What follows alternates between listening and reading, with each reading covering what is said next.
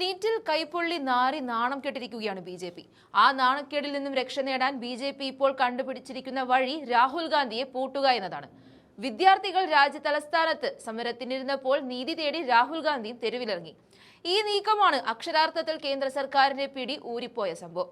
പിന്നാലെ അറസ്റ്റ് വരിച്ച രാഹുൽ ഗാന്ധിയെ 3 മണിക്കൂറോളം കരുതൽ തടവിൽ വയ്ക്കാൻ പോലീസിന് സാധിച്ചു. മണിക്കൂറുകൾക്കുള്ളിൽ ധർമ്മേന്ദ്ര പ്രധാൻ രാജിവെക്കുകയും ചെയ്തു. ഇതോടെയാണ് കഴിഞ്ഞ 10 വർഷത്തിനിടെ ആദ്യമായി പരസ്യമായി തോൽവി ഏറ്റുവാങ്ങാൻ കേന്ദ്ര സർക്കാർ നിർബന്ധിതരായത്. ആ നാണക്കേടാണ് രാഹുൽ ഗാന്ധിയെ പൂട്ടുന്നത് വഴി മാറ്റിയെടുക്കാൻ കേന്ദ്ര സർക്കാർ ശ്രമിക്കുന്നത്. പ്രധാനമന്ത്രിയുടെ വസതിക്ക് മുന്നിലെ പ്രതിഷേധം സംഘടിപ്പിച്ചത് അന്യായമാണെന്ന് ചൂണ്ടിക്കാട്ടി ഇപ്പോൾ ലോക്സഭാ പ്രതിപക്ഷ നേതാവ് രാഹുൽ ഗാന്ധിക്കെതിരെ കേസെടുത്തിരിക്കുകയാണ്.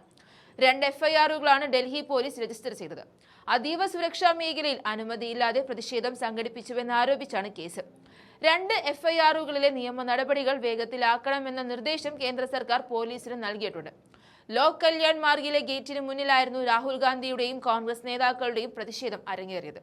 കോൺഗ്രസ് അധ്യക്ഷൻ മല്ലികാർജ്ജുൻ ഖർഗെയുടെ 10 രാജാജി മാർഗിലെ വസതിയിൽ നിന്നും 1/2 കിലോമീറ്ററോളം അകലെയാണ് പ്രധാനമന്ത്രിയുടെ വസതിയിലേക്കുള്ള പ്രവേശന കവാടം. ഖർഗെയുടെ വസതിയിൽ നിന്നും കാൽനടയായാണ് കോൺഗ്രസ് നേതാക്കൾ രാഹുൽ ഗാന്ധിയുടെ നേതൃത്വത്തിൽ പ്രധാനമന്ത്രിയുടെ വസതിക്ക് മുന്നിലെത്തിയത്. 1 മണിക്കൂറിനകം പ്രതിഷേധിച്ച ചില നേതാക്കളെ പോലീസ് കസ്റ്റഡിയിലെടുത്തിരുന്നു. പ്രതിഷേധം ശക്തമായതോടെ റോഡുകൾ അടച്ച പോലീസ് റാപ്പിഡ് ആക്ഷൻ ഫോഴ്സിനെയും രംഗത്തിറക്കുകയായിരുന്നു. പിന്നീട് രാഹുൽ അടക്കമുള്ള കൂടുതൽ പേരെ അറസ്റ്റ് ചെയ്ത് നീക്കുകയായിരുന്നു. ഈ സംഭവത്തിലാണ് കേസ് രജിസ്റ്റർ ചെയ്ത് 2 എഫ്ഐആറുകൾ രാഹുലിനെതിരെ ചുമത്തിയിരിക്കുന്നത്. ഇതിനു പുറമെ CJP പ്രതിഷേധവുമായി ബന്ധപ്പെട്ട് പ്രധാനമന്ത്രി നരേന്ദ്രമോദിയെ അപകീർത്തിപ്പെടുത്തിയതിൽ ഡൽഹി പോലീസ് നിയമ നടപടിക്കൊരുങ്ങുന്നുവെന്നും റിപ്പോർട്ടുകൾ വരുന്നുണ്ട്. അധിക്ഷേപ വീഡിയോകൾ പങ്കുവച്ച അക്കൗണ്ടുകൾ പോലീസിന്റെ നിരീക്ഷണത്തിലാണ്. വിവരങ്ങൾ തേടി സമൂഹ മാധ്യമ പ്ലാറ്റ്ഫോമുകൾക്ക് നോട്ടീസ് നൽകിയിട്ടുണ്ട്. ഇതിനു പിന്നാലെയാണ് കേസുകളുടെ പരമ്പര തന്നെ രാഹുൽ ഗാന്ധിയെ ലക്ഷ്യമാക്കി BJPയും കേന്ദ്ര സർക്കാരും പടച്ചുവിടുന്നത്. എന്നാൽ കേസുകൾ കൊണ്ടൊന്നും തോൽപ്പിക്കാൻ സാധിക്കില്ലെന്ന് പറയുന്ന രാഹുൽ ഗാന്ധി പാർലമെന്റിനുള്ളിൽ പ്രതിഷേധ കൊടുങ്കാറ്റുയർത്തുന്നുണ്ട്. തിങ്കളാഴ്ച രാവിലെ കോൺഗ്രസ് അധ്യക്ഷൻ മല്ലികാർജ്ജുൻ ഖർഗെയുടെ പാർലമെന്റിലെ ഓഫീസിൽ ചേരുന്ന യോഗത്തിൽ പ്രതിഷേധ തന്ത്രം രൂപപ്പെടുത്തുമെന്ന് കോൺഗ്രസ് അറിയിച്ചു. പ്രത്യേക നിർദ്ദേശമില്ലാതെ പോലീസ് ഇത്രയും ക്രൂരമായി വിദ്യാർത്ഥികളെ വേട്ടയാടില്ലെന്നും ആഭ്യന്തരമന്ത്രി അമിത്ഷാ ഇതിന് ഉത്തരവാദിത്തം ഏൽക്കണമെന്നുമാണ് പ്രതിപക്ഷത്തിന്റെ ആവശ്യം.